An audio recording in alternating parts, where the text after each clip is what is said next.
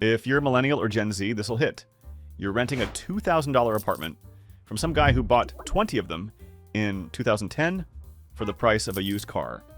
You make $4,500 a month. But after rent, taxes, food, and Uber rides, you're left with nothing, just vibes and anxiety. 73% of Gen Z lives paycheck to paycheck. That's 3 out of 4 with no savings. Not even enough for a minor emergency, but it's not just about how much you earn. It's about what's silently draining your money. And most of it, you don't even notice. Today we're breaking down 7 hidden habits that are keeping you broke. Fix just a few of these, and in 3 months, you'll feel the shift. Fix all of them. A year from now, you won't even recognize your bank account. Let's start with the one almost everyone gets wrong. Habit number 1, I'll save what's left instead of saving first. This is probably the most destructive financial habit out there. Sitting around waiting for the end of the month, hoping to save whatever's left after all your spending. Spoiler alert. There's practically never anything left because expenses have this magical property of expanding to match your income. The pay yourself first rule is the absolute foundation of all financial discipline. Think about it. You have a monthly internet bill for $100, right? You don't think, maybe I'll pay it at the end of the month if I have money left over, do you? Your financial future is also a bill, and it's the most important one of all. It should be your top priority. Even if it's just $50 a month, set up an automatic transfer to your savings account on the same day your paycheck hits. This completely shifts your mindset from the passive, I'll save what's left, to the proactive, I'm investing in myself first. And that mindset is what creates real wealth. Habit number 2, thinking credit is normal. Sometimes credit is actually necessary, especially for big purchases like cars or education. But when your credit card with 22% interest becomes your go-to way to pay for daily coffee, clothes, and entertainment, that's a straight highway to serious financial trouble. And the scale of this problem is just terrifying. In America, the average credit card debt is $6,371 per person. And credit card rates have hit a record approximately 24.37%. Investopedia data from December 2024. In the UK, it's not any better. 8.3 million people are living in problem debt, where loan payments eat up more than 25% of their income. 1 in 7 Americans spends more than 50% of their income just paying off debt. Imagine, half of everything you earn goes to banks before you've even paid for food or rent. Here's the simple math. If you regularly spend $100 a month on your credit card and only make minimum payments, you're overpaying about $200 in pure interest per year. Over 5 years of this convenient lifestyle, you'll overpay more than $1,000. The solution is radical, but it works. Switch to cash or debit cards for all daily expenses. It seems inconvenient, but when you physically see the bills or know exactly what's on your debit card, you automatically start spending consciously. In Japan, 80% of all purchases are made with cash, and they have one of the lowest personal debt levels in the developed world. Habit number 3, lifestyle inflation. Classic situation. You got a $500 raise, and a month or two later, there's no money in your account again, and you're back to living paycheck to paycheck. Sound familiar? 78% of Americans spend the same or more money within 2 years of getting a raise, as if the extra income never existed.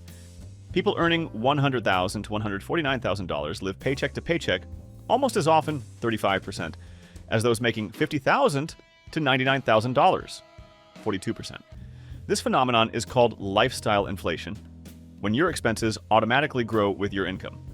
A new, higher salary somehow immediately means new streaming subscriptions, more frequent food delivery instead of cooking at home, impulse purchases, because now I can afford it. When your income increases by $500, the smart approach is to increase your savings and investments by about $300 and improve your lifestyle with only the remaining $200. Over 10 years, if you invest those $300 monthly in an index fund, you'll have about $51,000. This way, you actually become richer long term instead of just earning more to be able to spend more. Habit number 4, I don't have money for investments. Now let's do a little honest audit of your spending this month. How much did you spend on daily coffee at Starbucks or other coffee shops? If you're a typical millennial, that's easily $5 every workday, which adds up to about $150 a month just on coffee. And if you're Gen Z, the question is more about bubble tea, various snacks, impulse purchases on TikTok Shop or Amazon. These $3 to $7 expenses seem like nothing, but they add up to a decent sum by month's end. I'm absolutely not telling you to give up all of life's little pleasures. That would be unrealistic and just sad. But let's look at the concrete numbers of what happens when you redirect even part of this money into investments. $75 monthly on Starbucks equals $900 yearly, equals $9,000 over 10 years. End result, you have $0. But if you invest that same $75 monthly in stocks with an average 7% annual return, after 5 years, $5,320. After 10 years, $12,900. After 15 years, $23,600.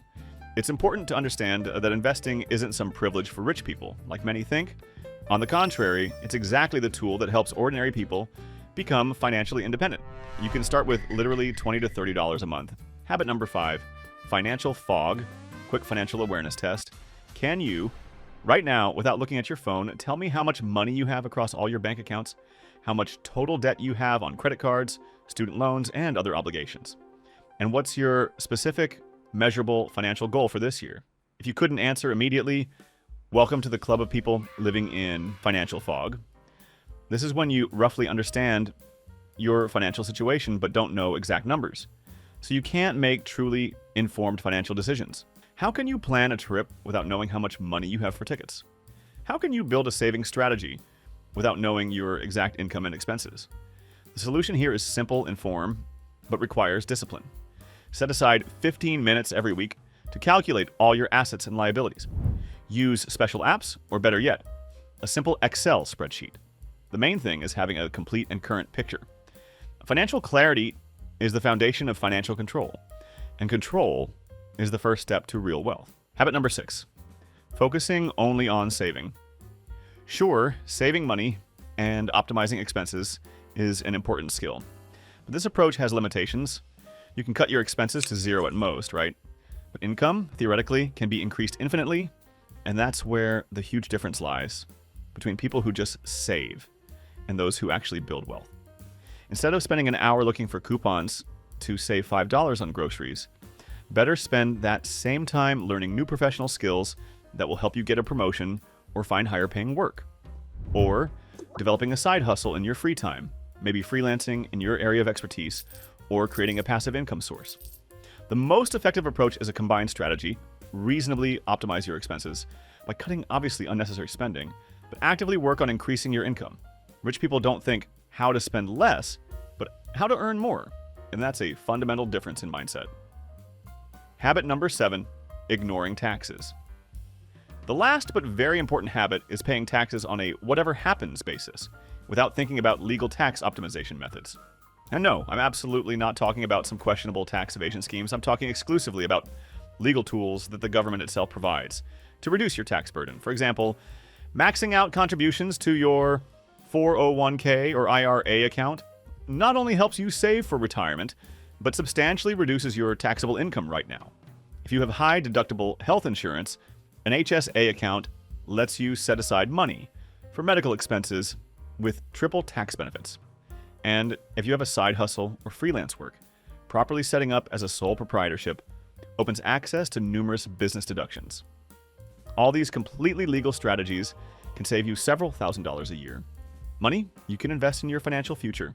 Yes, it requires some study of the tax code or consultation with a tax advisor, but the return on investment here can be absolutely fantastic. The economic system in many ways really does work against our generation, but while we're waiting for some major changes, time keeps moving, and those people who start changing their financial habits right now will be in a significantly better position in 5 to 10 years. So here's your concrete action plan for this week. These are 3 simple but important steps. First, set up an automatic transfer to a savings account, even if it's just $30. The main thing is to start. Second, spend an hour calculating all your assets and debts to get a clear picture of your current financial situation. Third, pick one small habitual expense, maybe daily coffee, and redirect that money into some index fund. If this video was useful and gave you concrete insights, don't forget to hit like, subscribe to the channel, and definitely write in the comments which of these 7 habits hit you the most, or what experience you have fighting similar financial traps. And if you want more practical personal finance content without boring academic theory, hit that notification bell. See you next time.